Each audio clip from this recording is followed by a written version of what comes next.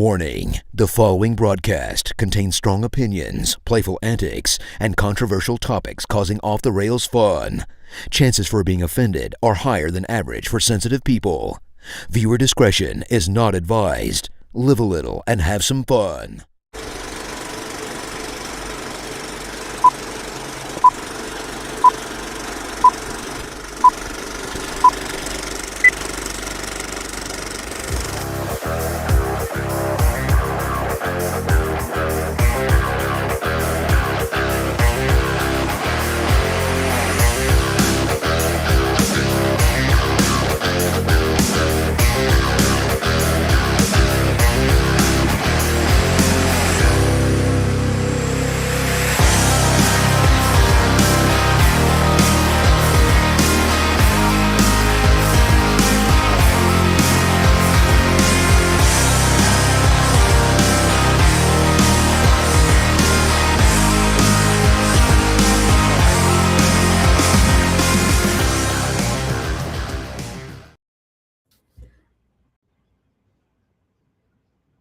Hello, everybody. Welcome to the Coach's Box Call Like We See It podcast. Hey, guys, how's it going? Going good here. How about you, Jason? You doing all right? I'm here. Well, that's awesome. I mean, if that's a confidence builder, I don't know what is. I mean, it could be worse. You could be Jim. Jim's in Pittsburgh, of all places. Pittsburgh sucks. I mean, did you guys really expect Jim to be on? No. I mean, he did tell us. He told us pretty early he wasn't going to be on this week. That he was in Pittsburgh. He did, but that's still. I mean, I believe he's working the D2 Final Four or Elite Eight. The D2 Elite Eight, I think, is what he said. Hey, we all got jobs. I get it. I mean, I'm just saying. Well, I mean, some of us work. Could be a lot worse. 4 job, 5, 6. It don't matter. 6, 7. Yeah. So, I'm glad that's old and dying. Yeah, I mean, you could be answering a bunch of emails and people wondering why their kids didn't make All-State, because that's fun. Anybody want that job? Anyone? Yeah. No one wants that job. No one wants that job. Chris does. You will. Chris doesn't even want the job. He got stuck with it because he created the process. He loves it. Guy relishes. Yeah. He relishes the role. You worked enough years in private schools to know that don't start something, you're going to get stuck doing it for the rest of your life. He loves when that email pops off, when he hears that sound or he feels that buzz in his pocket. He loves it. He knows that when he opens that phone or looks at that computer, it's going to be another delightful, happy customer at the MBCA. It makes him feel loved. No. It gives me a certain perspective on the human race is really what it does. It builds his confidence about the human race. I almost want to become a basketball coach just to send him an email. All you got to do is call Chris Miller Sr. and you will get a confidence boost on the human race. Yeah, and your basketball coaching abilities. Will. And you got 3 hours, go for it. And you will get a confidence boost over the Fox C6 Warriors coaching staff and how wonderful a job we did this year. If wonderful is a relative term, then you'll sure get that.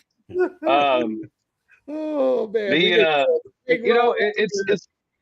it's interesting though. I mean, I said it gives me a perspective on the human race. I never said good, bad, indifferent, anything like that. I will say this. I've had some very interesting emails.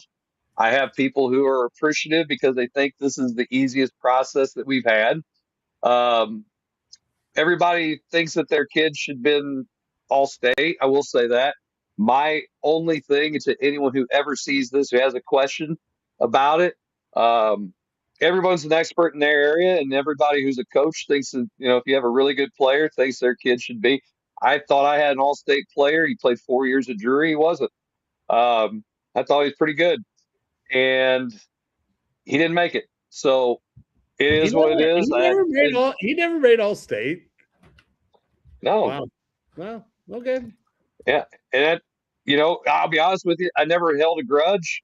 I didn't complain to anybody. I just said, well, you didn't make it. And that was that. So, you can. I'd have voted for him. I coached against him. I'd have voted for him. Well, you weren't on the all-state committee that year, and you wouldn't have been in the right class anyway. So it's it was a good weekend, I thought. I mean, those people, I tell them, when I have them in there. Yeah, I won the district. So what? At our place. So I was in the right class. I just wasn't on the committee. You were in class 4 that year, were you not? No, we hosted the district. I played. Gosh, I don't remember. I played Stillville before the game before you did. Oh, okay. So you guys. Yeah, I just wasn't involved in the NBCA. I was a non-involved coach. Oh, well, you're one of those guys. That's cool. I had a member. I had a membership. Shut up. Gosh, you're so sensitive. We had a lot of people in there that I tell them when we have the meetings, and especially anybody who's new, I'm like, hey, you got to pick 20 kids, not 21. You got to pick one of those kids to be player of the year. And they're all like, yeah, and they're happy to be here. And they get about to and I said, you'll think that the first 15 are easy. And then the last 1 or 2, they're like, can we have 2 for the 1 spot? Nope, you sure can't. And you got to sit there until you guys figure it out. And of course, you know how it's going to go. Somebody's going to be upset because little Johnny or Jenny didn't make it. And there's a lot of really great players out there who had great years, and there's a lot of things taken into account. Didn't happen. So it's interesting some of the things you argue about to decide why we're going to pick one over the other. I mean, and it kills me, all these people that have no clue what goes into all of it, and I can't believe, how is so and so not. Shut up. You guys have no idea. Like, they act like we all just sit there and it just makes me angry when I see posts of people that have no idea. They have no idea. None. Yeah. It happens in softball. I've been in those meetings too, and it's all the same thing. It's afterwards, it's why couldn't they put that kid on there? Well, because their coach didn't pay the $45 to be a member. And it's the Coaches Association awards. It's not Misha. Don't call the Misha office. They really don't give a crap about that. In fact, they don't give a crap about that. It's not the Misha awards. And that they just can't seem to get through that in any way, shape, or form. That's the biggest roadblock that I've found. I've had someone say, well, I think there should be more kids get it. I mean, back in the early, when the media used to do it, originally it was 5, then they made it 10, a first and a second team, and then it went to 15, and then they went to 20. And our executive board has discussed it about this much. I'm adamant, I will not, as long as I'm doing it. And if they want to make it any more, I'm going to say I'm out, because there's no need to have 25. And I told someone in an email, if you want to have 25, then somebody's going to complain and they're going to want 30. We don't need that. Everybody gets an ice cream cone, Chris. Football, baseball, volleyball. Why they have more kids? I'm like, football plays 11 at a time, 22. Then you can have your special teams, whatever. Baseball has 9.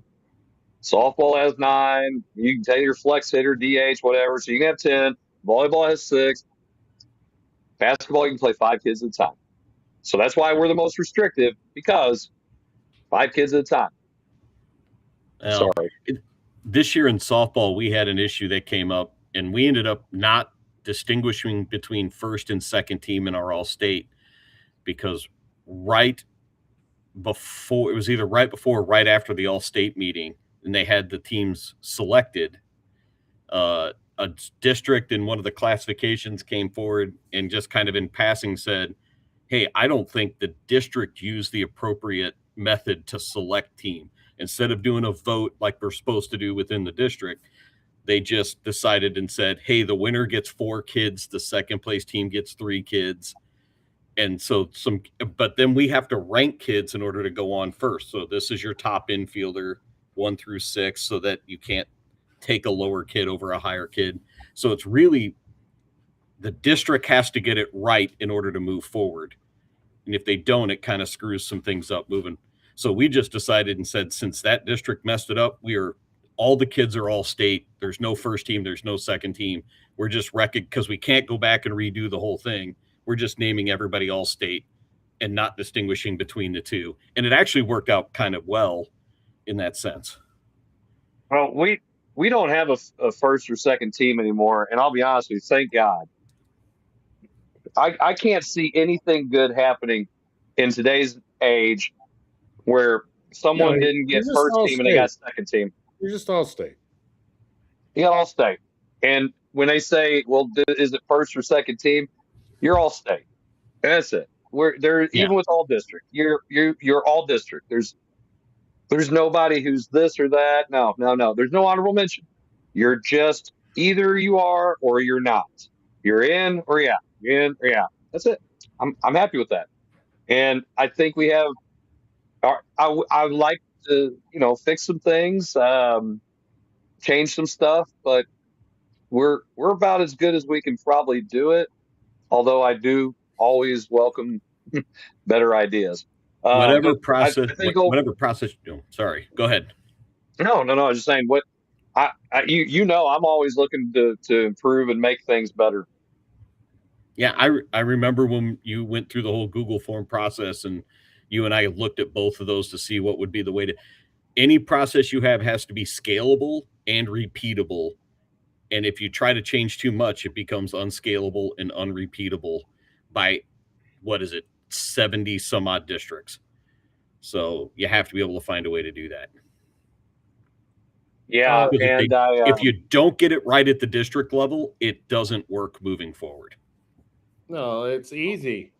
How hard is it? You get on the Google form, you click, done.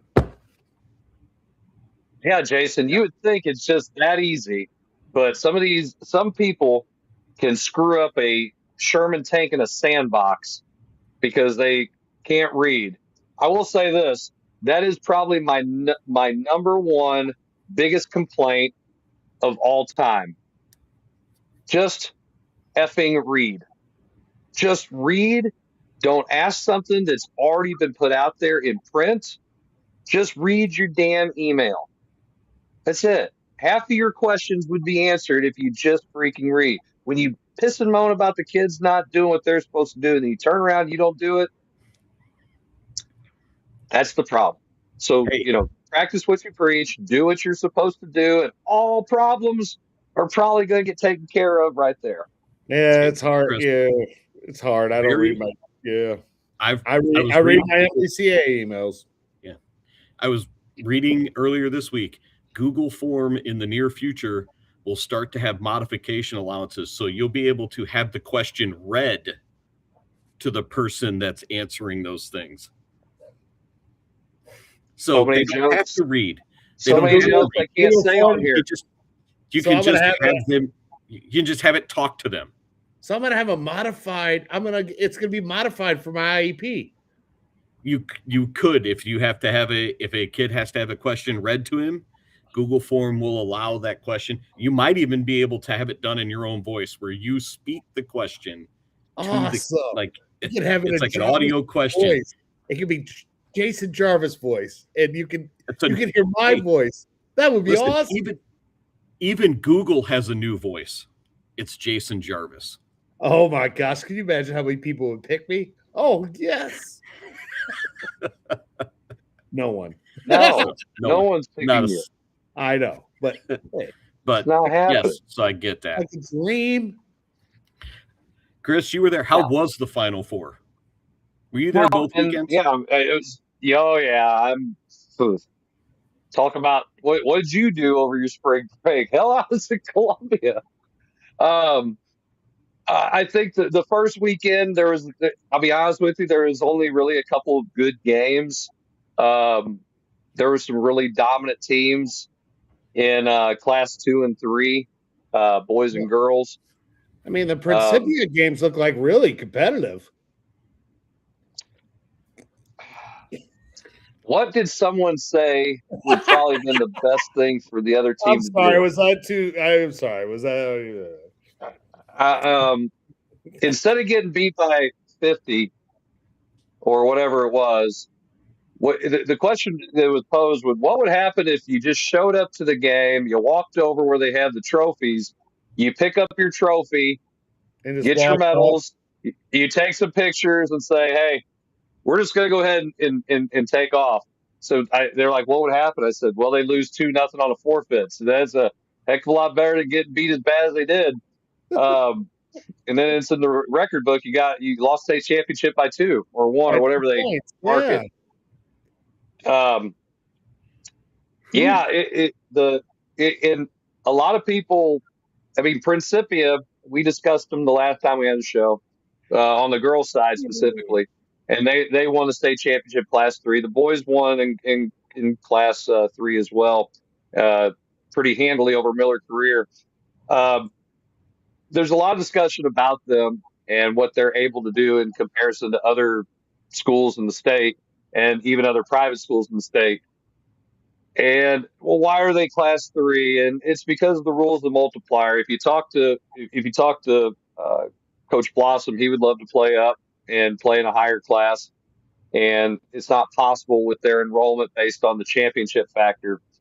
They should be class 4 next year in both boys and girls basketball. They didn't have enough points to do it. Now they do, and they should be there. So I personally think class 4 girls basketball next year is going to be epically good as long as the brackets work out where 3 teams can make it. Whoever is coming in as the 4th place team, they can do the thing I just said. They can go and pick up the trophy and then head back because you're going to have Principia girls. You're going to have Donovan girls who won it last year. Then this year they were the runner-up. And then you're probably going to have Stratford, who lost the player of the year. This is how good Stratford is. During the season, they lost by 3 points to Incarnate Word. Stratford, out right near Springfield, public school. They had the player of the year, and they lost that game pretty much because the coach didn't know. His assistants told he asked how many timeouts he had. They told him he had 1. He did not have any. He calls the timeout. He didn't have technical foul. Critical moment. Now, I'm not blaming the assistants. That's a very tough thing to happen. So, I mean, really, you would blame your assistants if that happened? But anyway, no. Eddie subbed some kids I didn't want to, and I yelled at him. I didn't blame him for the loss. So, no, I just got mad at him. So you've got the best player, the Larson girl. She tears her ACL in the district championship. So they didn't have her when they got into the state tournament, and her sister's a sophomore. Her sister can flat out ball, and I mean, now they lose the older one who got hurt, but they've got dang near everybody coming back. That's going to be a fun one to watch, and I just hope I hope they get there, and I hope whoever the 4th team is, they're good, so that way I can watch, have some good basketball going on there. I do think, I mean, again, the class 1 through 3, Tipton girls were really good. It was a blowout. Eugene, they won their 2nd state championship. I heard the officiating wasn't great. I didn't watch that one. A lot of fouls called. Hayti could have played a certain way if they were allowed to. I did think, and I thought the performance that Quentin Coleman put on, for Principia is drop 50, you know. So and Dennis Gates was there. I really think Dennis Gates needs to pick him up. So I think he was. I think Mizzou's on his short list. I read that somewhere. Well, he decommitted from Wake Forest. So I see that, and we need to let him come on into the zoo. Oh yeah, absolutely. But 4, 5, and 6. A lot of people were surprised at Logan Rogersville beating Vashon, and then Clayton upsetting Benton. Everybody I talked to said Benton Vashon was supposed to be the state championship, and the Brandon kid from Logan Rogersville is the real deal. He's a great player. He ended up being the Class 4 Player of the Year. Vashon ended up getting 4th. There were between them and Benton in the 3rd place game. There were 58 fouls called. I know none of you guys are paying attention, but 58 fouls. That's insane. I'm just used to hearing that. So 58 fouls. I mean, 58 fouls. We had some games like that this year, though. How many fouled out? I don't know. I can't remember. I think about 4 or 5 kids. 58 fouls. I mean, I bet there was a nice rhythm to that game. Yeah, it was called line up and shoot. Gosh, that had been miserable to watch. Nothing like getting into a free throw contest in a Final Four game. Well, yeah. So, and hey, I thought the Smet and Blue Spring South was really good. Yeah. So there 4, 5, and 6 had some really good games. Vashon losing is a big story, right? I mean, they didn't shoot it well, and Rogersville was not worried about their pressure. That kid for Rogersville can play, man. Jeez, they're good. Well, they got 2 big old boys that are sophomores, and they were very complimentary. Yeah. So they could handle the ball, and they can do a lot.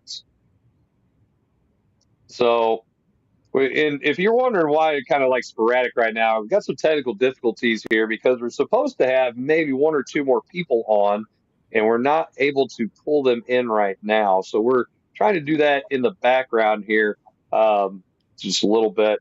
But anyway, a lot of people are talking about, should we change the state tournament? Should we reseed it? And that's a big job, but again, a lot of conversation about it, especially after the blowouts. Yeah, the split is a big discussion, especially. I'm biased, and I don't like the idea of a split. So yeah.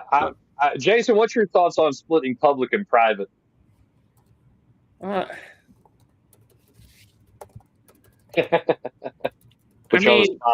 Being in the class now that I got to coach with you in Class 6, gosh, it's such a hard question to answer right now. I used to think, oh yeah, split them up. Let's just do it. But then there's some of these private schools it's not like Valley Catholic's recruiting for basketball. It's not like St. Vincent's really recruiting for basketball. It's like, I don't know, man. But then you look at Principia, and you can't tell me they don't have an advantage over everyone, private or public. And we are talking about a handful of schools that make this tough for everybody. Yeah, so it's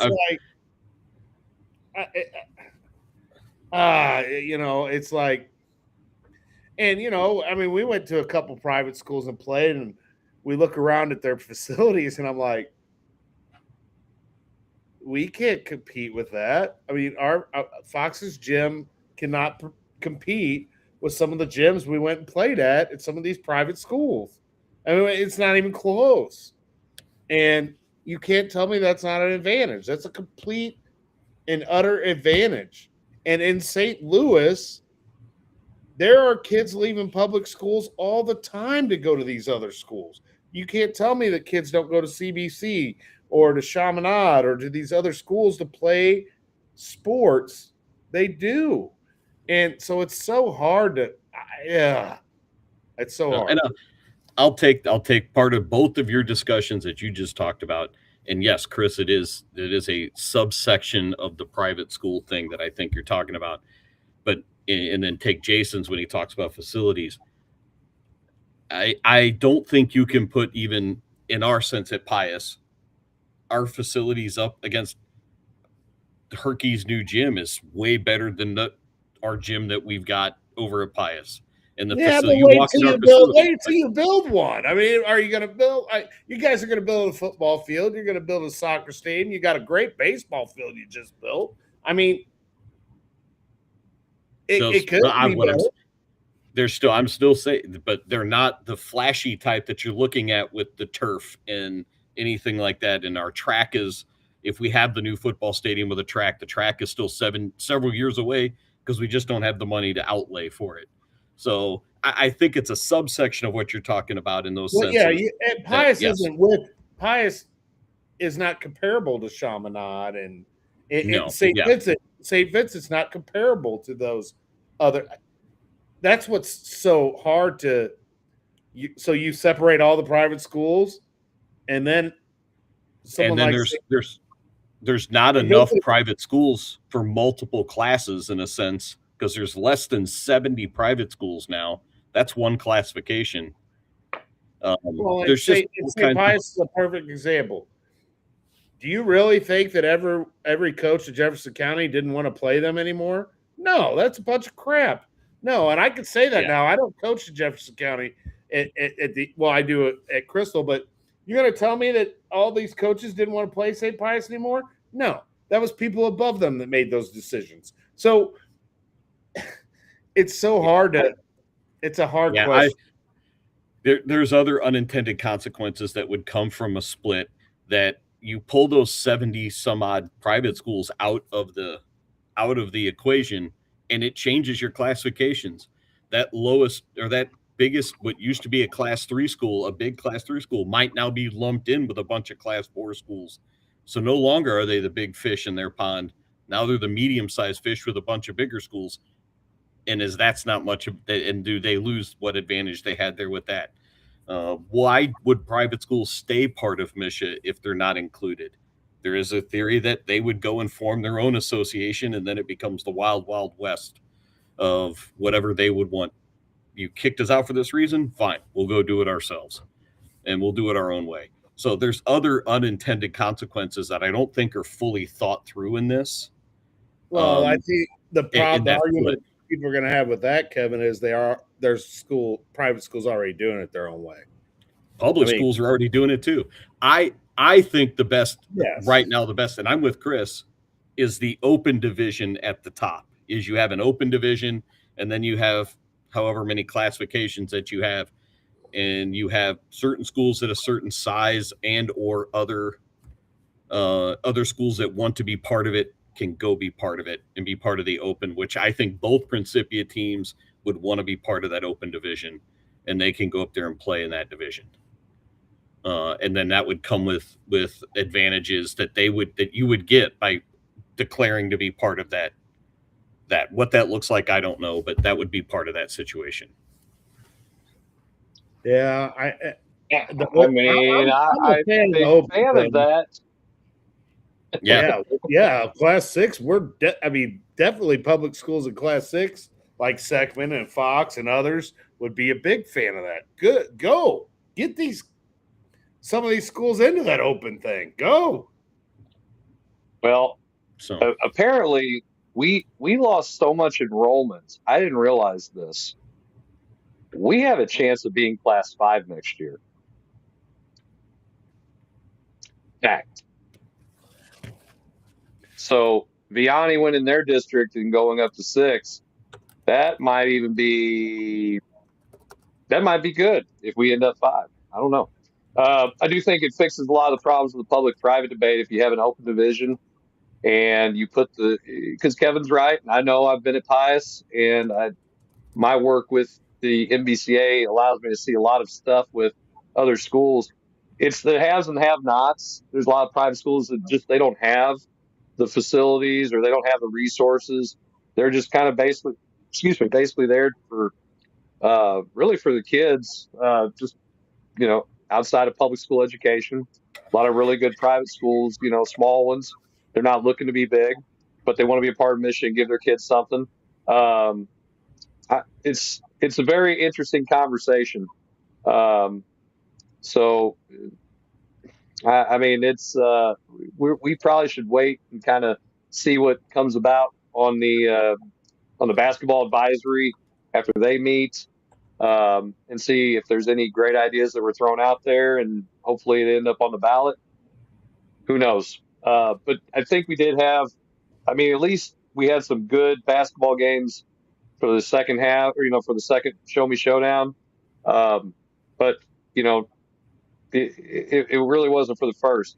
But yeah, I mean, those upsets in Class 4, they were pretty huge. And kudos to Clayton, never been there, get second place, and they hit a machine, Logan Rogersville, and then MICDS winning Class 5 over Sykeston, and they dismantled them in the second half. Pretty good team right there, and they only play like 6 or 7 kids, man, and they really get after it. So we kind of some big upsets.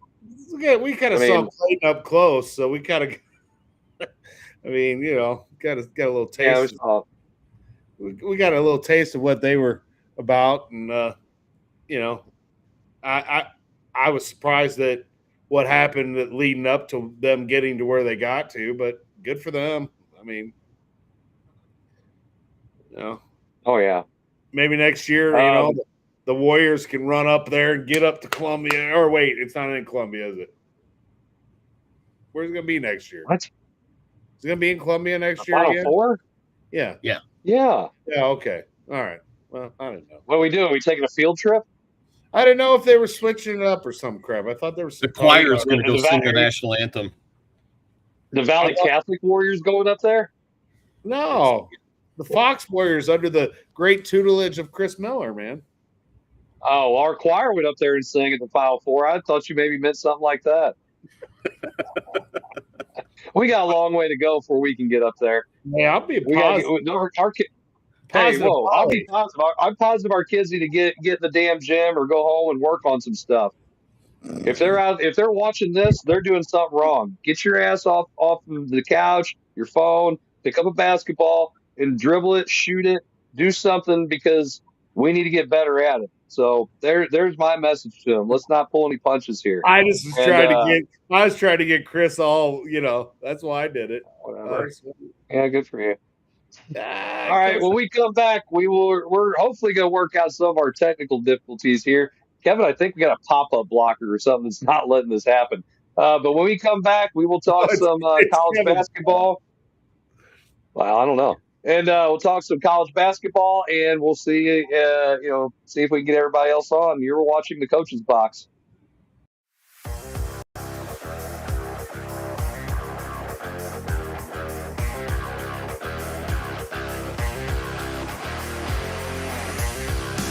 I'm an action hero, and like in every epic chase scene, there's no way I'm getting away without hitting a fire hydrant. Or driving through a fruit stand.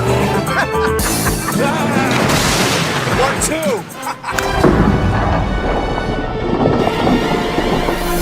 Woo!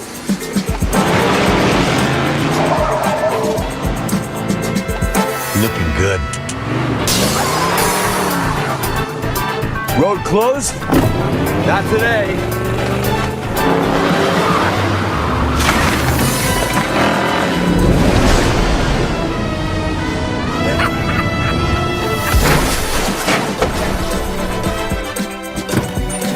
Get Allstate, because mayhem is everywhere. Mayhem is everywhere.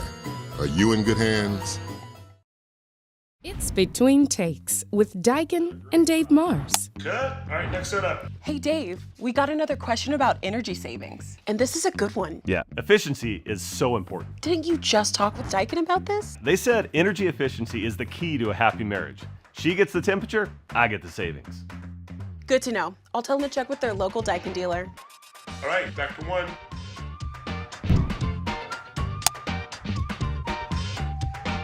Give Home by SMCI a call today at 636-337-4444 or email them at service@homebysmci.com. Check out Elite Collectibles, now with 2 locations. Our Arnold store focuses on Pokemon, Magic the Gathering, and other trading cards plus tournaments. Our Imperial location offers a little mix of everything, including sports and trading cards for all collectors. And don't forget, we host consignment auctions every Tuesday. Stop by, hang out, and see what you can pull at Elite Collectibles, now with an Arnold location and an Imperial location. If you love sports at every level, there's only one place to be. Gateway Sports covers it all. Preps, college, and the pros. Real coverage, real voices, real passion for the game. From live shows to podcasts, Gateway Sports connects the region like nobody else. Proudly powered by First Form and Recalibrate.com. Visit gatewaysports.net. Every level, one gateway.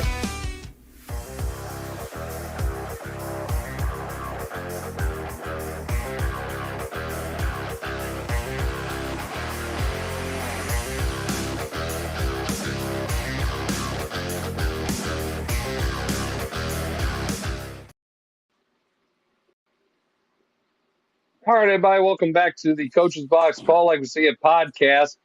And, well, we still have a little bit of an issue now because we got our guest on, and now Kevin can't get in. And I'm not really sure what's going on with our show here, but it's saying that we can have more people, but it's only allowing 3 right now. I'm not really sure what's going on, but we have Sean Erickson. Coach, can you turn your camera so we can get the whole, maybe we can get, there we go. Makes it so much easier. Oh, okay. Lovely. I think, Coach, this is all how's it Jarvis's going? fault because he knew the ratings the last time I came on the show were through the roof, so he was rigging this so I couldn't get on. You're gonna have to turn that volume up a little bit. We've obviously worked out all the kinks before we went on the air. So for all the people who end up watching this, it's all good. We're fixing it on the fly. It's been a while, but what we said in this segment of the show we're going to be talking about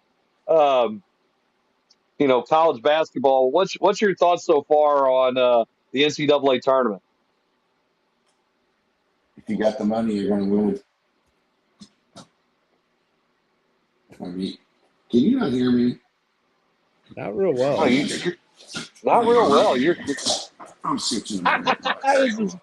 This is great. I know, right? Talk about off the rails, literally. Definitely. Look at this. This is quality at its finest right now. Like, this is the best. Jarvis, what's your take on college basketball right now? I'll tell you what, I enjoyed St. John's beating Kansas. That might have been one of the highlights for me of the tournament. That was very enjoyable. It's been entertaining. I mean, there's been a lot more upsets this year than there was last year. But that was probably my most enjoyable one. High Point was enjoyable to watch. They were exciting to watch, even though I know they only won the one, but they were some enjoyable games. I mean, overall, I think the tournament's been pretty fun to watch. Of course, Mizzou, being a Mizzou fan sucks. I don't even know why I try to be one. I don't, my son goes there. I guess that's part of it.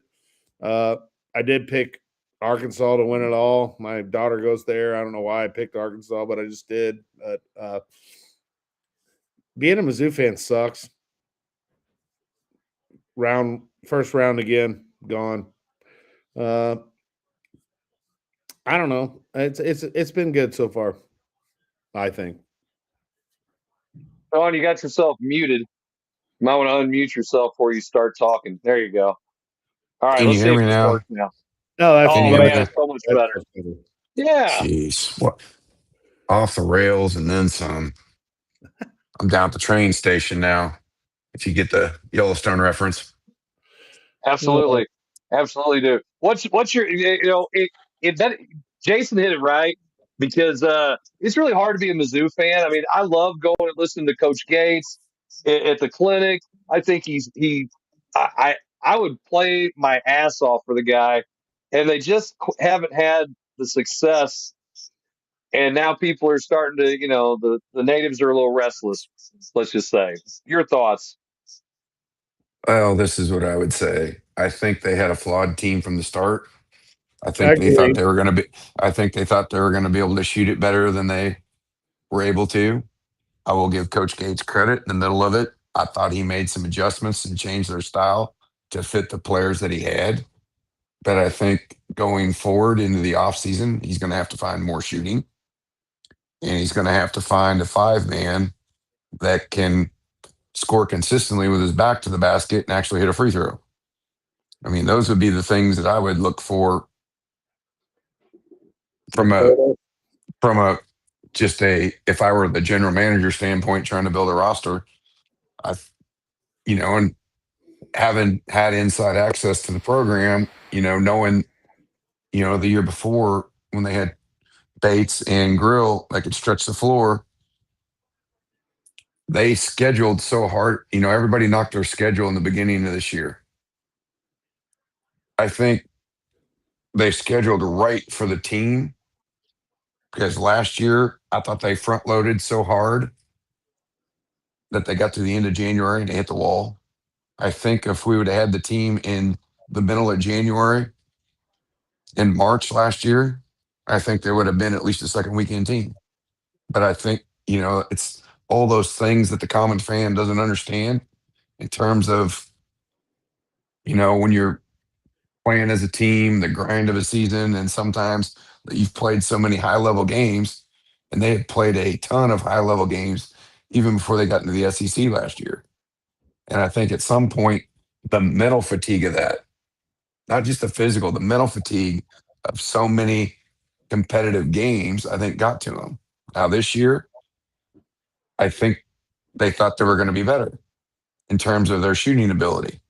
So that's why they didn't schedule as hard. I mean, Well, Kansas and Illinois were their only, tier 1 games in the first semester going to the SEC schedule. And they get in the SEC schedule and beat Florida, go to Kentucky, had never beat them at Kentucky, and we're 3-0 right off the bat. But they played well in those games because they shot it well. I mean, But the problem was they were too inconsistent. Cruz he shot never well lived up to what he was supposed to be. Yeah, second half he couldn't shoot. Yeah, but he did all that against, I know, 2, 3, and 4 level teams instead of the level 1 teams that he needed to be. So I think I've got faith in Coach Gates, and I think moving forward, I think, now that they've got a general manager in place and they can sit around and, unfortunately, in this world of NIL, I think, Quentin, our boy Quentin down at Principia, I think whoever he goes to play for this year is going to be making a lot of money. I hope it's for the Tigers, but he is going to be making a lot of money. And unfortunately, I say unfortunately that this is happening, but at the same time, it's fortunate because, they keep talking about parity and there's no Cinderellas and all this. Let's face it. I was watching SEC about 3 or 4 weeks ago, and one of the guys on the show was played at Tennessee, and they were talking about NIL. He goes, and that was all below board back in the day. Like, it was going on. Yeah. It's just all above board. But, now that it's out there and everybody knows it's out there, now these obscene amounts of money are being paid. Yeah, it was being done before. Collegiate athletes. Yeah, just people didn't know. I mean, come on. I just said it was below board. I'm not saying it wasn't happening.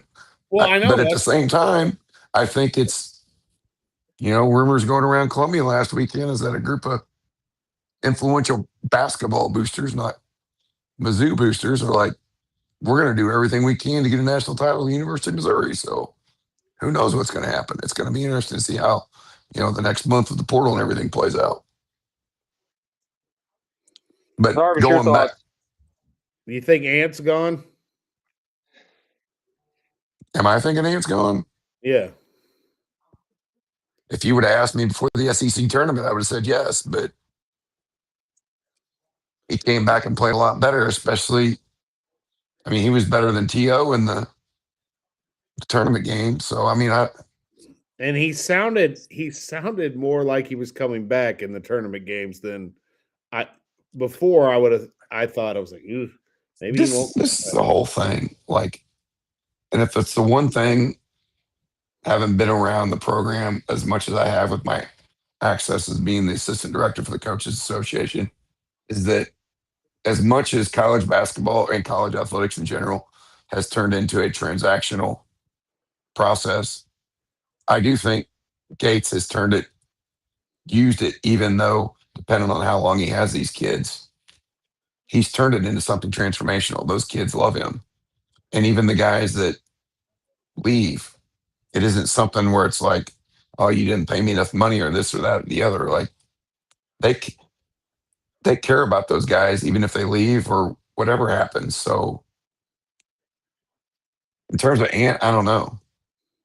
I think it's going to be interesting to see what happens in the portal, because right now the only two guys that don't have any, three guys that don't have any eligibility yet are Mitchell and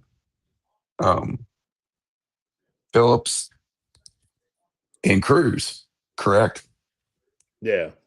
Those are the three main ones that don't have any eligibility left. So I think they're looking, I think last weekend I heard they're looking for 3 or 4 guys. So, and you never know. They have their exit meetings this week and half of them going to enter the portal. They were talking about Pierce took less money to come back. Gates was in the St. Louis media last week pushing for St. Louis boosters to get more money to the NIL. So, it's all fluid. And I know, I can remember last year at the Final Four talking to one of the assistants. He'd literally been watching video on Synergy for 36 straight hours trying to figure out who they were going to grab out of the portal, because there's so many names in there, and trying to figure out what fits for your program. It's going to be interesting to see how the next few weeks play out. I agree. So going back to the games that are actually still going on, what's your thoughts on how the tournaments went so far? In my opinion, we're not seeing a lot of we're not seeing a lot of Cinderellas. We might get 1 or 2 of these double digits, but now they're done, and we're kind of back to the halves per se. Well, I would say this. Miami of Ohio was a great story. And they beat us, and he played the game a little bit and said their one guy was going to play, and then he didn't. But they deserve to be in the tournament. They're 31-1. They deserve to be in the tournament. But in terms of making it to the second weekend, no. I think SLU's the one that really hurt themselves by how they finished.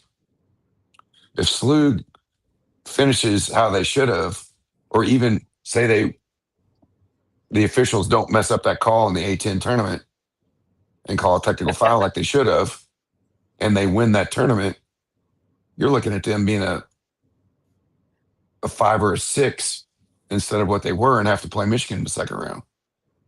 And I really felt like with their shooting ability, and you saw what they did to Georgia, when everything's clicking, like, there's nobody that can guard them. But the problem was Michigan was just too big. Like, you can space people out and try to make them come guard you all you want, but at the end of the day, they were bigger position by position than SLU, and they defend on a high, on top of being an offensively efficient team. They defend on a high level. Now I will say this: I love and Chris, you can attest to this because it matched as much grief as I give Matt Thomas about the state of Iowa in general. I love the fact that Iowa beat Florida. And say what you want about the controversial play where the kid that hit the game-winning shot could have possibly got kicked out of the game. Like, I really think Todd Golden shot himself in the foot by going down and yelling at McCollum. I have very rarely ever seen McCollum get that all the times I've watched him play. I've never seen him get fired up like that. Like, Florida had to storm back just to have a chance in that game. He woke up the bear, and I really felt he messed it up by doing that. But at the same time, it's like, you got to take into perspective, like, your guy started that whole thing by flipping the other guy on the floor. Like, there's guilt going both ways. You can say that the one kid should have got thrown out. In my opinion, the hip toss should have got the other kid thrown out. If you're going to throw one of them out, you got to throw both of them out. And I thought the officials erred on the side of caution and didn't throw either one of them out. But that game, I felt was like, I was really surprised that they didn't, to be honest. You know, I mean, I thought that was, man, because that was a contentious moment, and that should have happened, and they didn't. But you know, we've seen referees not that do that in the tournament, so I think if it was big. his fist would have contacted him, he would have been gone, but it didn't. It was almost like he was trying to punch the ball out, in my opinion. But that's just my opinion. You know, I think one other thing out of the tournament it was interesting. The kid that hit the game-winning shot against our boys at Kansas, kid at St. John's, hadn't scored a basketball game, and walks up to Patino and says, "Hey, call my number. I got this." He's like, "Wait a minute. You haven't scored." "No, coach, I got this." And the fact that Patino had enough onions, as Raftery would say, to let him do it, like, I mean, that's part of the whole. I mean, we saw it with Mizzou way back when with Tyus Edney in the 4.8. Like, you just got to get lucky once. I mean, in reality, all you have to do to win the national championship is to win 6 games by a total of 6 points. It doesn't matter how you win. It matters if you win. You know, and everybody can say about the officials and all that in the Florida game. Like, at the end of the day, Iowa won. I'm so glad Florida lost because I cannot stand Todd Golden. Ugh, I cannot stand him. I think he is the biggest DB. I'm just not a fan. Defensive back? He doesn't look like a defensive back to me. He looks maybe like a, you know, like a wide receiver. He doesn't go across the middle though. But this is the whole thing. I didn't feel like he was that bad last year. But this year, it's like respect your opponent. Like, he gets up there in the SEC tournament after first he starts laughing at Kentucky's coach for getting a technical foul.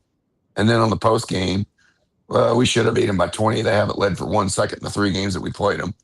And it's like, then you turn around and get your butt handed to you the next game.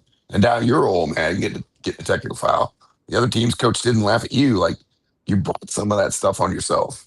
Do I think he's a good coach? Yeah. And to be honest with you,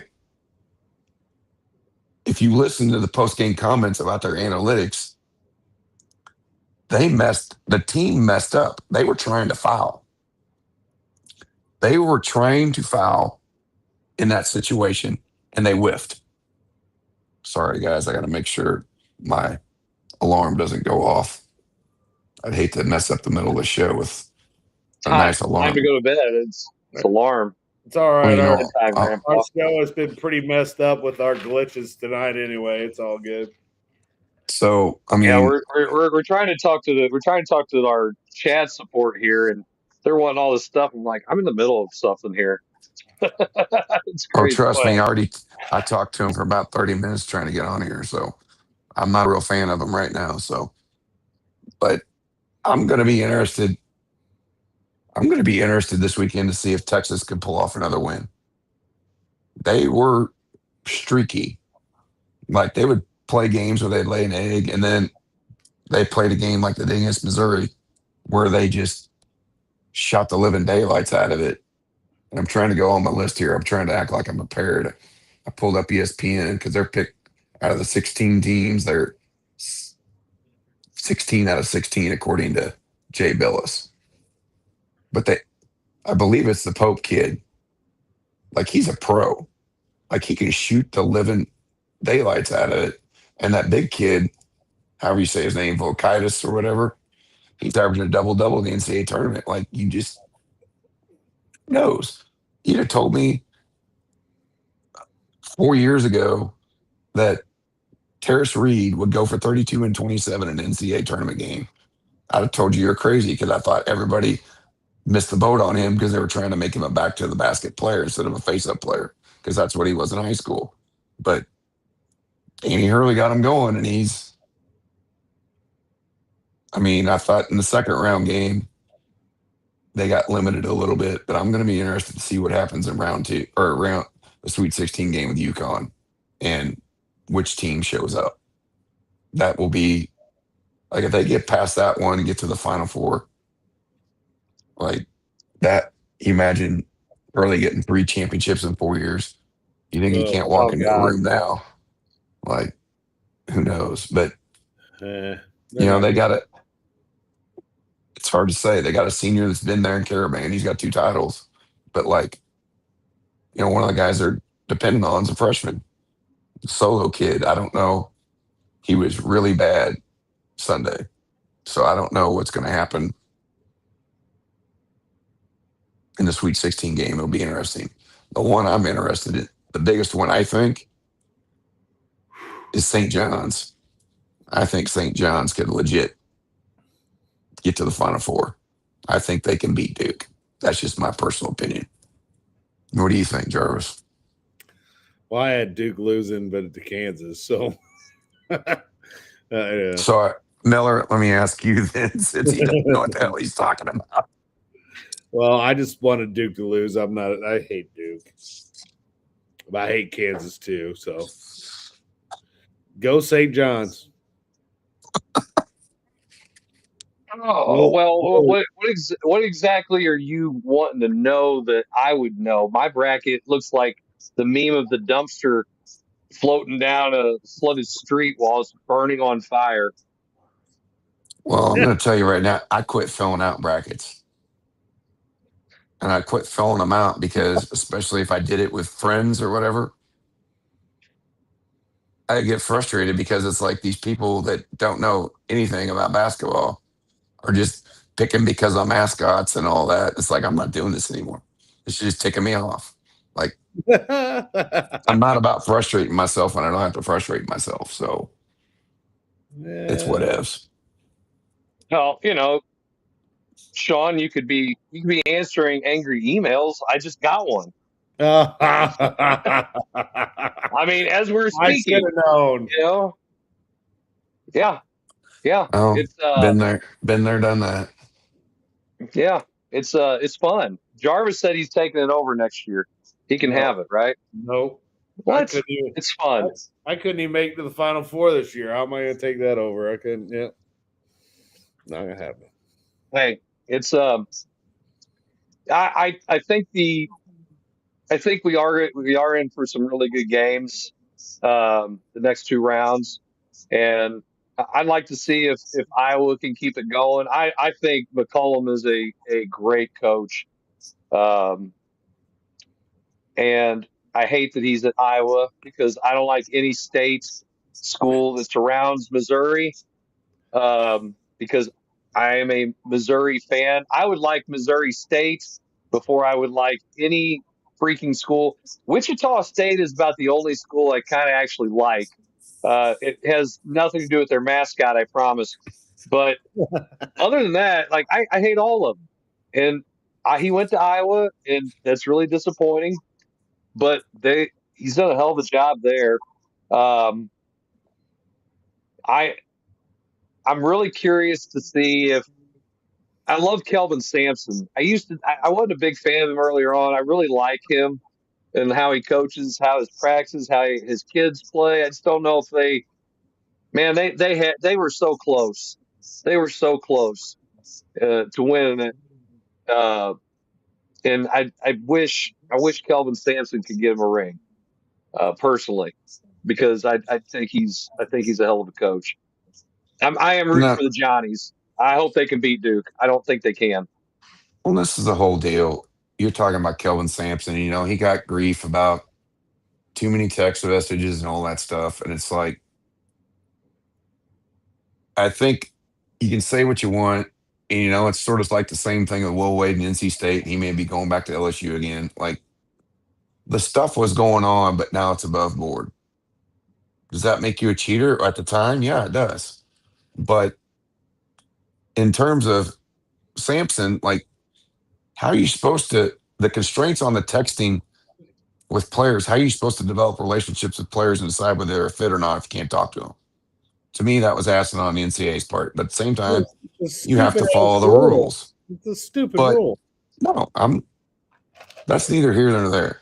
But this is what I would say about Sampson. Right.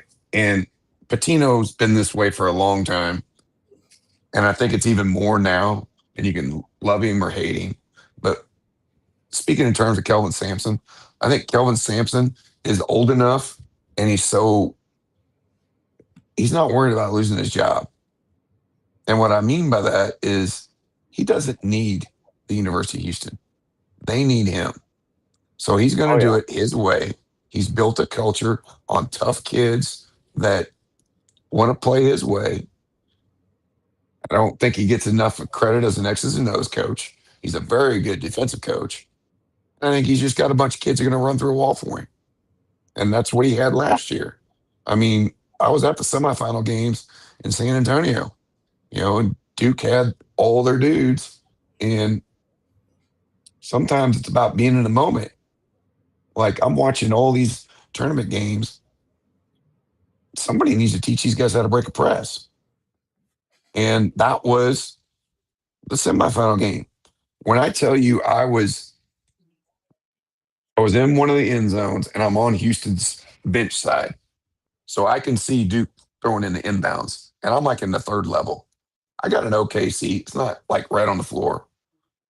But when I can tell you from all the way up there, I could see the inbounder shaking when he was trying to throw the ball inbounds. Sometimes it's better to have, I'm going to say dumb kids, but I'm not meaning dumb in terms of sometimes having kids that are really intelligent, they understand the moment's too big, so they get scared.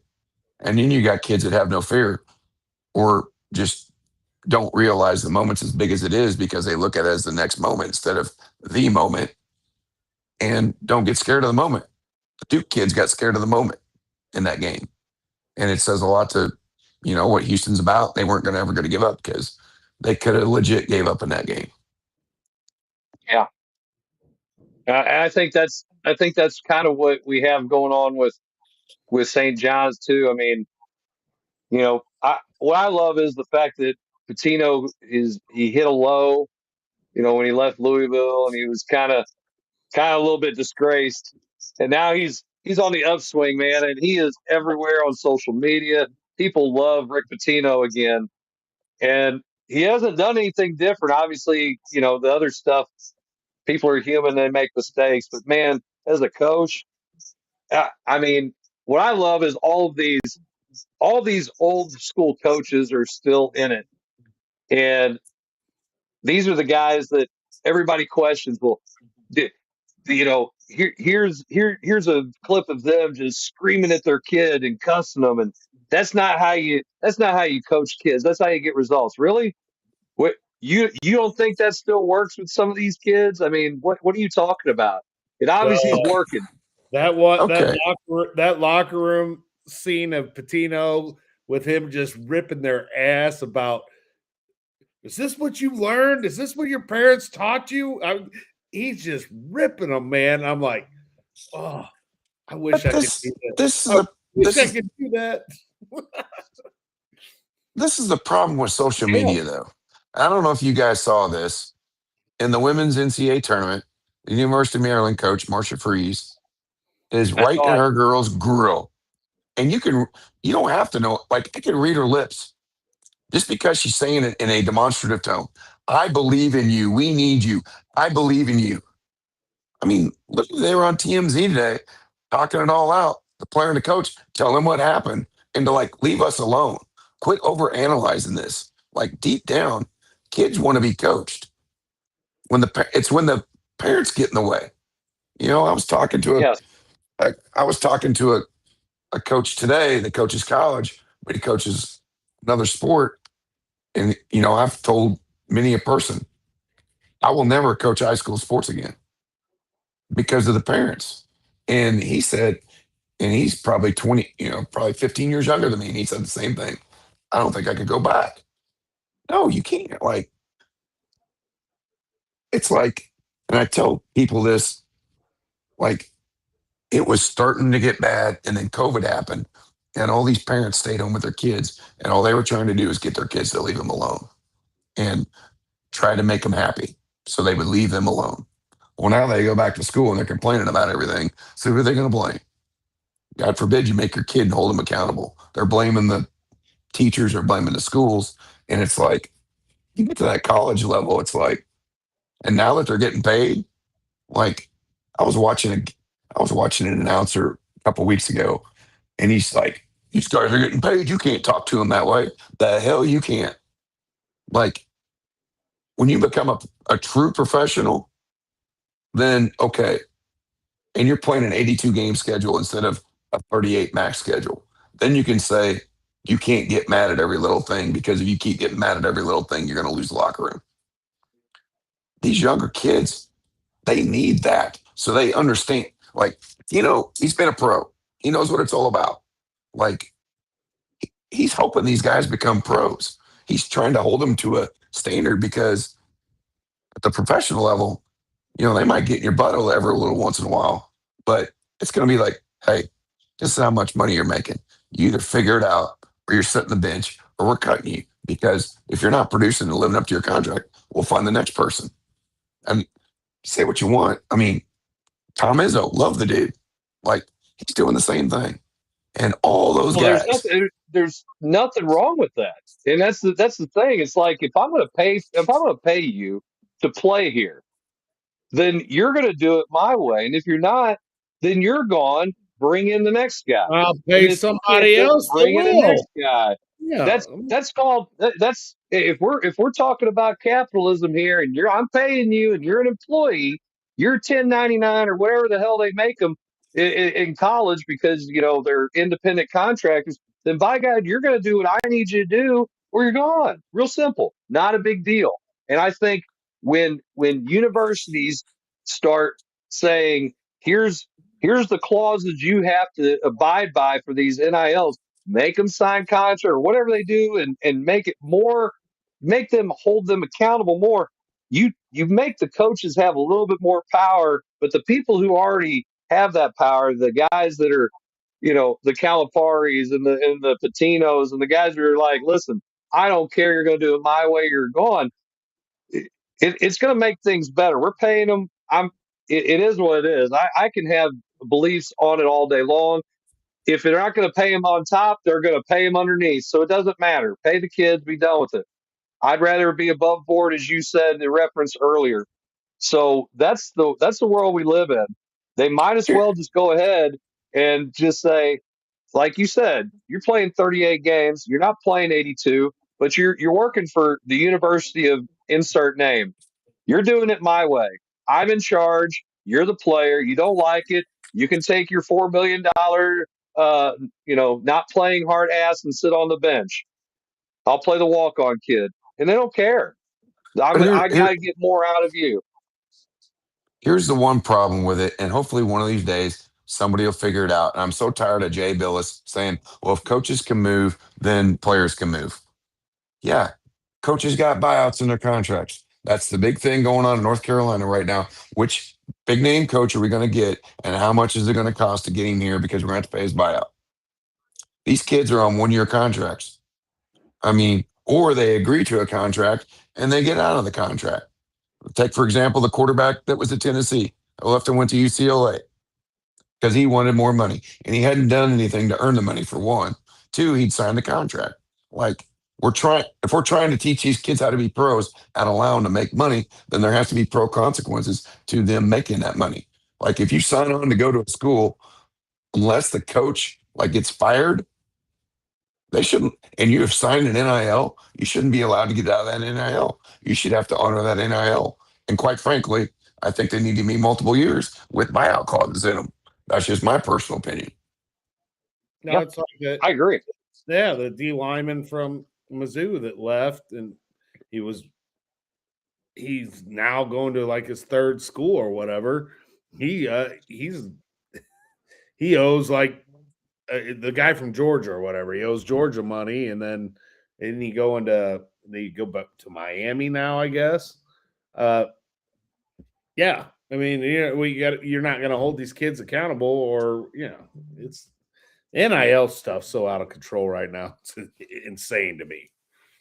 Insane. Well, I agree. It's a big problem. We're going to take we went a little long on this, but we're going to take a quick break. We come back. We're going to talk about some Cardinals. I don't know how Sean is excited about that or not. There's a lot of people. Hey, there's a lot of opening day tickets left if anybody's interested in that. So, the sellouts are gone, but the Clydesdales will be there. And here in about 2.5, 3 minutes, we'll be right back too. You're watching Coach's Box.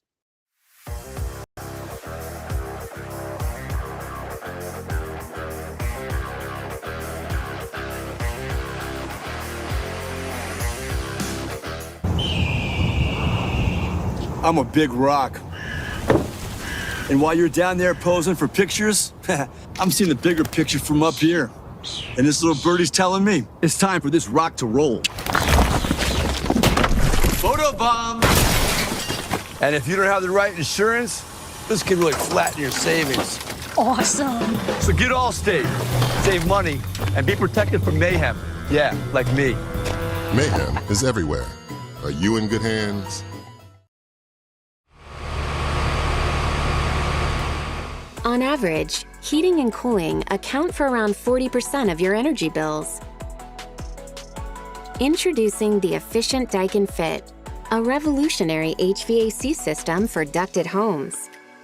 While other units use considerable energy turning on and off, the Daikin Fit saves energy through consistent comfort control. It's the perfect fit for homes like yours. See the difference. Feel the benefits. Daikin Fit. Give Home by SMCI a call today at 636-337-4444 or email them at service@homebysmci.com. Check out Elite Collectibles, now at 2 locations. Our Arnold store focuses on Pokemon, Magic the Gathering, and other trading cards plus tournaments. Our Imperial location offers a little mix of everything, including sports and trading cards for all collectors. And don't forget, we host consignment auctions every Tuesday. Stop by, hang out, and see what you can pull at Elite Collectibles, now with an Arnold location and an Imperial location. If you love sports at every level, there's only one place to be. Gateway Sports covers it all. Preps, college, and the pros. Real coverage, real voices, real passion for the game. From live shows to podcasts, Gateway Sports connects the region like nobody else. Proudly powered by First Form and Recalibrate.com. Visit gatewaysports.net. Every level, one gateway.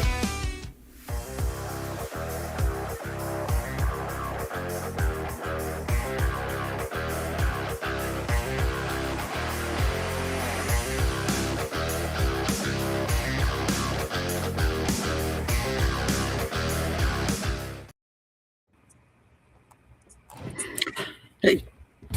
Ooh. Well, Hey, we're welcome back. Chris. Yeah. Well, apparently we've had a little bit of a technical glitch, and I became Chris. Well, you're a lot better than Chris anyway, so that's good. So, Hey, everybody, welcome back. Coach's Box is back without Chris. Well, let's just man, talk a little. We can talk a little bit about how real life technical issues just happen upon us on an everyday life, and yeah, well, here it goes. So like it's only letting 3 people in. Is that what the issue is right now? Well, apparently so. Judy, the chat bot AI help wasn't much help. And this is where we're at. We started the stream with 3. It won't let us add anybody else, so that's what we're stuck with. So Can leave, guys, so Chris can come back. It's no big deal. So, well, Chris said he had to answer an email. Probably some coach asking about why some kid didn't make All-State. Oh, forever and always. Yeah. Well, of course. Did that for 17 years. So.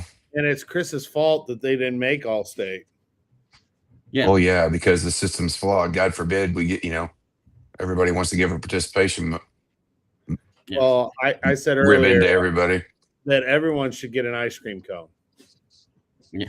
I mean, literally, I got an email either today or yesterday about academic All-State, and it's like, well, you should not just have it just be seniors. Like, it's been seniors since the beginning of our organization. Like, yeah. Well, I get grief because it's other coaches' organizations do it different. Well, we've taken pride in raising the bar. Like, somebody was arguing about the difference. Well, this amount of kids make it in football, and it's like, yeah, there's 3 teams at 66. It's like 66 kids for 3 teams plus the special teams guys, and it's like they hand them out in some of the other sports. Yes, I run the academic All-State for the Softball Coaches Association, and ours aligns with the same kind of requirements as what the National Fast Pitch Coaches Association use.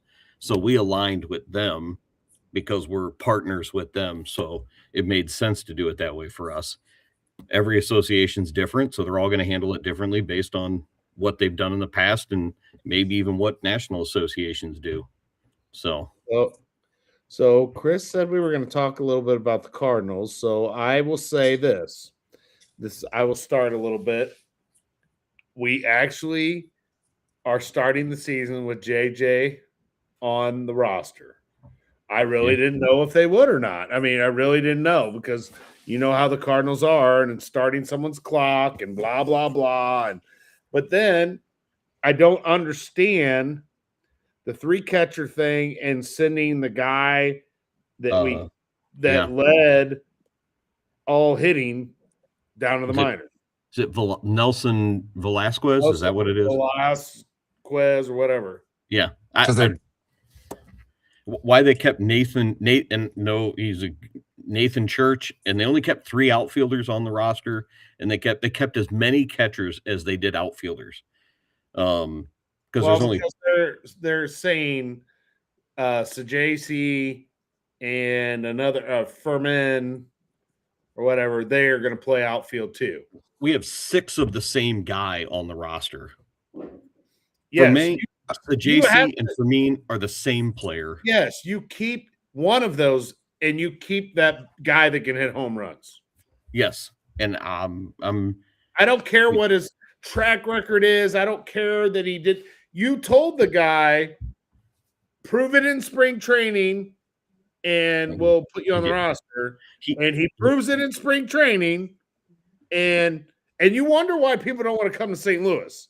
He has what I read. He has 600 pro at bats, and he has a higher home run per at bat ratio than all 3 outfielders combined. I think someone said even Vladimir Guerrero. He's hit more pro home runs than Vladimir Guerrero has in those 600 at bats ratio wise. So the dude can hit. Why is he not in St. Louis? Why does he have to go to Memphis? Especially with Nootbaar now on the 60-day DL and probably out for a good portion of the year. Well, they're going to say, well, we could bring him up whenever we want. I don't understand. Okay, I've had enough of this Fermin, whatever. He's terrible. Yeah. JC's the same guy, like you said. Dude. I don't. Here's the problem. When Miller told me what you guys are going to be talking about tonight, I tried to be a professional and be somewhat educated about it. So I pulled up their 40-man roster and I literally just counted through it. I feel like I'm Bob Uecker on Major League because out of their 40-man roster, I knew who 11 of them were. So out of the 40. Like, that's a problem. This is the St. Louis Cardinals. Sean's not part of our group chat, and there's this thing I sent earlier. What's the stat? The Cardinals, oh yeah, here it is. Cardinals are the only team in Major League Baseball without a former All-Star on their team. And yes, that includes the White Sox and the Rockies. Both have at least an All-Star some point on their roster. Like, there's tanking and there's flushing it down the toilet. They also have 0 position players who played in the 2010s. That means every position player made their debut after 2020. JJ Romero never made the All-Stars? Say what? JJ Romero didn't make the All-Star? No, we have position. No one? Hey, position players. We don't have a position player that made the All-Star. Yeah, every position player made their Major League debut post-COVID. That's insane. That's nuts. And that's saying like even if they were in the minors, like that's like that is Cleveland Indians, Bob Uecker, Major League levels of this guy's dead. Well, then cross him off the list type of stuff here. It's like they're trying to move the team to they're trying to move the team to Boca Raton. So I don't know what to do, but it's like I said, the roster construction I'm extremely confused by. Both backup catchers, Pozo and Pajes, are the same person. How do you have 5 catchers on your 40-man roster? Yep. There's no way all 5 of them are worthy of having a roster spot. No, you've got 5 catchers, and then you on your 40-man roster. Oh, just lost it. Yeah, you've got 1, 2, 3, 4, 5, 6. You've got 5 catchers for 1 spot, and you've got 6 outfielders for 3 spots. How much sense does that make? I'm not a baseball savant, but that's not good business. I was the guy for the last few years that was claiming they were going to get to 91 wins. I don't know that I can do that this year. I can't do it, Jason. I don't know if they're going to get to 60. So, dude, I mean, they've had a good spring training, but I don't understand. I just don't understand. The biggest thing to me was sending that guy down. I don't understand that at all. I don't understand the 3 catcher thing. I do like both of those catchers that start with. Aren't they both P's? It's Pozo and Pozo. Yeah, Pozo and Pajes. Pajes or whatever, however they say it. And if you're planning on catching Herrera more this year, like they said they are, I don't understand all that, because neither Pajes or Pozo profiles as a designated hitter. You know who profiles as a designated hitter? That Nelson Velasquez. I'm going to get his name right. I'm saying it wrong, but the dude just mashes. He's your designated hitter. Well, he has to be an outfielder when you only got 3 on your roster. Well, you've got Nathan Church and Victor Scott, who are in a little bit of the same profile as well. If you want, I like the Nathan Church guy, but you can't keep both Nathan Church and who was the other guy? Victor Scott. Yeah, they're same guy. Your outfield should be the Nelson in left, Scott in center, Walker in right on opening day. Yes. It should be Burleson at first, Weatherholt at second, Wynn at short, Gorman at third, Herrera behind the plate, and Liberatore pitching. That should be your opening day lineup. And then who's your DH? Oh crap! I forgot about that. I'd have Pajes behind the plate in Herrera hitting that. Yeah, or Pajes or Pozo catching, and then Herrera's your DH. You don't list Herrera as a catcher. You list him as a DH if you're going to do it this way, and it makes more sense unless people complain less about it. So who's the guy you said was mashing they sent down? Nelson Velasquez. He's not even on the 40-man roster. Yeah, he was a non-roster invitee. He has hit, in his career, he has hit 31 home runs and 500 at-bats, 550 pro at-bats. That's is that all levels or is that major league? I think I'm double checking this, but I'm thinking it's all levels. But just in this spring training. Well, nope. That's all levels. That's all major leagues. That's the Cubs and the Royals. So he doesn't hit for much. He hits about 220, which is almost all-star level in Major League Baseball these days. This is his spring training. He was 357. Slugging, I guess, was 667 with 4 home runs, 10 RBIs, and 42 at-bats. Yeah. His major league, if they put him to 162 game average on the baseball reference page, he hits 26 home runs, 73 RBIs, only hits 212, but that profiles as a designated hitter. Just a guy that mashes. They have him at his career, in the majors is 212, 31 home runs, 87 RBIs. Yeah. He basically played one whole season. All three of his seasons in the major leagues all have been equivalent of one full-time season. And his OPS is .719. Yeah. So, in all the articles, if you look him up right now, I just searched his name, and it says Cardinals shocking Nelson Velasquez roster cut explained. All the articles are like, why is he not up? Do they even? And I'm now wondering. It's like, do they even have a full 40-man? Because at one point they didn't have a full 40-man. Well, hang on, I'll tell you because I got it pulled up right now. 1, 2, 3, 4, 5, 6, 7, 8, 9, 10, 11, 12, 13, 14, 15, 16, 17, 18, 19, 20. They kept 22 pitchers. Yeah, they kept 13 pitchers at the major league level. And they got 22 on their 40-man. Yeah. 2, 3, 4, 5. 23 and 8's 30, or 23 and 5's 28. 2, 3, 4, 5, 6, 7, 8. So the biggest thing in the 36. article that I've seen is because he's not on the 40-man roster, they would have to take someone off the 40-man roster. Well, I thought right now they got 42 guys on there because Newt Barr and one of the pitchers don't count because they're on the IL. You're on the 60 Dobbins day, is on the 15 and Newt Barr's on the 60. Yeah, once you get so because I think once you get to the 60-man, you're not counted on the 40-man. The article I'm reading, though, it basically said if it was strictly a performance standpoint, he would have made the team. But because of the 40-man roster,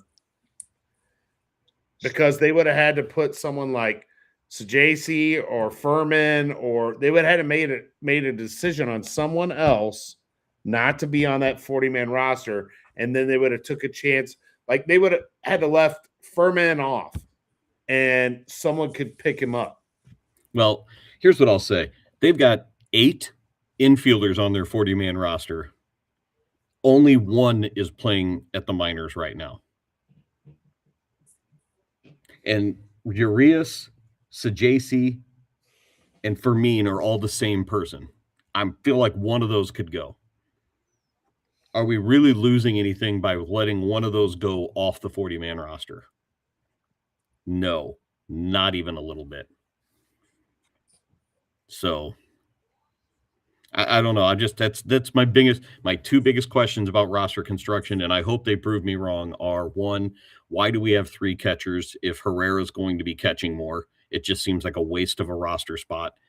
And then 2, why is Velasquez not on this roster somehow? And then, we haven't even talked about, you look at their pitching staff, and I recognize like 4 or 5 of the guys of the 22 that are on their 40-man roster. I don't even know who half of these guys are. I literally feel like Major League. This is insane. I don't know who half of these guys are. They picked up some of these guys they picked up in those trades. The Roycroft, I think. Soriano, I think, came over in one of the deals that they made. I mean, the Tim Kent's kid's supposed to be, isn't he one of their better minor league prospects? Yep. And I think he's going to be at Memphis. The Cooper Herpy guy is supposed to be at Memphis. I mean, their starting rotation. I mean, opening day starter is Matt Liberatore. Their number 2 starter is Michael McGreevy. I guess our number 3 is Dustin May. Yeah. Is Palante going to be a starter? Our 4 Palante's is one. Our 4 is Kyle Leahy. And then it's like. And then it's Palante. I mean, so. I mean, and you said the number 1 was Liberatore, and he's probably a 4 or 5 on a normal roster. Riley O'Brien is probably our closer if it's not just, It's they had the Svanson, Matt Svanson. He's one that he throws pretty hard. They had him closing at the end of the year. And JJ, Jojo Romero. I mean, we knew this going in. It's just, ugh. Yeah. Ugh. We're gonna see all kinds of people make major league debuts this year. I think we may set a record for it. I mean, and Walker, what are we gonna get out of that dude? So I mean, I am anxious to see. Can they just leave Gorman alone? Can they leave him over there at third and just let him play and see if he can actually do it or not? Can they do it? I really don't care if he plays a bad third base. I just want him let him hit, let him mash. Right-handed pitching, left-handed pitching, whatever. Just leave him there and let him hit. And if he doesn't do it, then done with him. But the same could be said for Walker, though. They've messed with him so much. You almost just got to give him a full year, and you'll figure out what he is at the end of the year. Just let him play about 140 games and figure out if he is what we think he is. If he's not, leave them both alone and just let them go. I don't understand it. I've said this about gosh dang it, not Walker, but the guy said before him, gosh dang it. Gorman. I've said it for years. Just leave him alone. Yeah. Decide the position you're gonna play him at, play him there, and just leave him alone. He probably is about a 230 hitter. But if he bats 230 and he matches about 35 home runs, I'm fine with it. I'm more than fine with it. He's an all-star if he does that. If he matches 30 home runs and bats about 230, I'm fine with it. I will say this, and I've said it on the show before. I think we're going to see a little bit different. I think you're going to see them left alone because the transparency in the front office has been very different with Chaim Bloom versus Mo, in the sense that Mo wasn't trying to hide it, or Mo was trying to hide it and be like, we're still trying to be competitive. No, you're not, dude. Stop. Chaim Bloom's like, no, we're rebuilding this thing. You're going to have to give us 2 or 3 years to get this right and get it figured out and kind of get some things through. We've got to see where these guys are. I think he's more than willing, if they're making some of these shots, they're calling some of these shots from the front office. It's going to be Walker goes to right every day, and Gorman goes to third every day. JJ Weatherholt goes to second. Wynn goes to short. I mean, you might see the same 9 for a good part of the year. New Bar, if he ever gets healthy. I think Burley has to play first and just leave him alone too. I mean, I think your infield is set. I don't think you touch them. Yeah, and you just use some other ones to give some rests every now and then. Going to put in? Excuse my language. Gosh dang. This is what the Cardinals do to me. Who are you going to put in? I mean, yeah, seriously. But you're talking about roster construction, and what we just talked about, that might be their intention. We don't have anybody on the bench that we play over these guys. If anything, you could say that the Cardinals went by the numbers too much and never let anybody have a chance to go through rough patches and just fight through it. The way their roster is constructed, I Those would guys be are going to have to play I would be 100, You can't. There's no one. 130, 140 games. I'd be way happier if they would have put like 18 pitchers on the roster and have like 11 position players and then 15 players or 15 I pitchers. believe I just dropped the F-bomb. Gosh dang. But Well, you notice I'm not put very in? surprised. Who I'm are you gonna definitely put in? not surprised. But there's no one to put in. I mean, That's so what I'm JC saying. and Fermin, just no one to put in. Just That's my point. They're going to let them eat. And if they eat, they eat. If they don't, they're going to starve. have one backup catcher, one backup infielder, one backup outfielder, and then the rest all be pitchers. And just let all the pitchers throw their arms off and just use these guys in the field every day in, every day out. Even if they get shut out for 5 straight days. And if you're going to carry 3 catchers, that's telling me Herrera is going to be doing a lot of DHing, in my opinion. It's so he's going to be I think the intention might have been, hey, we're going to have this guy catch more. And they get into spring training and they get through spring training and go, we can't have this guy catch more. No, he can't catch. He's a DH, period. Yeah. Well, maybe he's their 4th outfielder. They tried him out there a little bit last year. Matt Adams all over again. He's better. Jumbo Matt. Pepsi. He's athletic. I think he can play outfield. But I don't even care about that. Why we always want to do that? Why the Cardinals always want to play someone somewhere else? Just leave him alone. Professional athlete. You should be able to play the outfield. He's got a point. First base is easy, right, Hatterberg? Go ahead. Listen, every high school has some kid at the end of the bench that they go, where are we going to play this kid? Stick him out in left field for a couple of innings. First base. Or put him in right field for a couple of innings. You mean to tell me Herrera, they don't look down the bench and go, hey, he could go play right field for a couple of innings? Just stick him out there. Let him go chase stuff down. They do it all the time, goofing around during BP. All he's got to do is catch the ones hit right at him. The guy can catch or block curveballs in the dirt. You don't think he can catch a lazy fly ball, a can of corn? Absolutely. Just stick him out there. Give him a bigger glove. Let it happen. Well, I think on that note, I'm done with the Cardinals and done with this show for tonight. Man, we didn't even talk Blues, who are now playing well after they got rid of everybody. But, yeah. It's another St. Louis sport that depressed me. Okay, can we talk some St. Louis City, perhaps, maybe? What's that? Oh, man. All right. Well, I think we do need to call it a night. It's about that time anyway. And sorry about all the technical difficulties here at the coach's box. I blame that all on Chris Miller. Yeah. No. 100% this is Zach McVay. Oh, well, yeah. Zach McVay. No.